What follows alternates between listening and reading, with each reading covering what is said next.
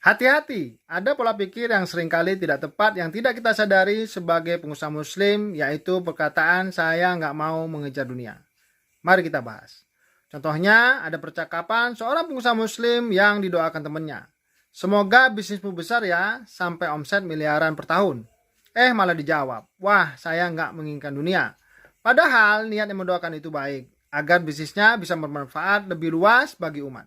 Membuka lapangan kerja jadi sumber kebaikan yang lebih besar.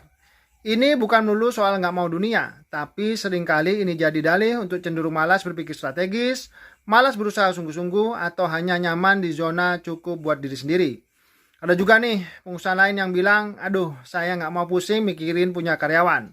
Nanti pusing kasih gaji, harus kejar omset lebih besar.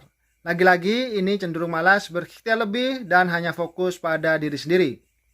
Padahal sebagai pengusaha muslim, kita ini adalah wasilah perantara Allah Ta'ala untuk membuka lapangan pekerjaan. Kita punya amanah dan potensi untuk berkontribusi besar pada pertumbuhan perekonomian Indonesia, khususnya ekonomi umat.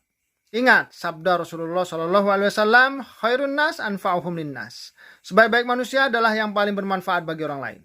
Jadi, keliru besar kalau kita bilang membesarkan bisnis itu tujuannya hanya dunia. Benar, niat di hati hanya Allah yang tahu. Tapi pesan ini untuk kita semua, untuk muhasabah.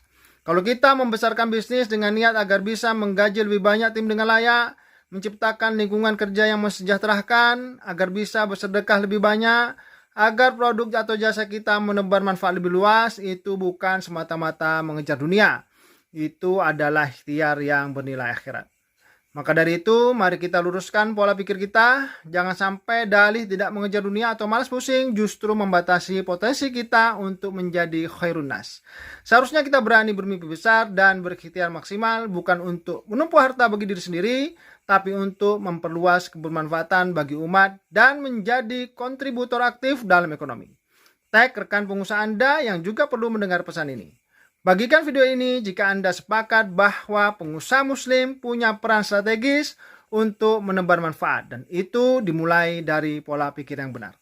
Barakallahu fikum.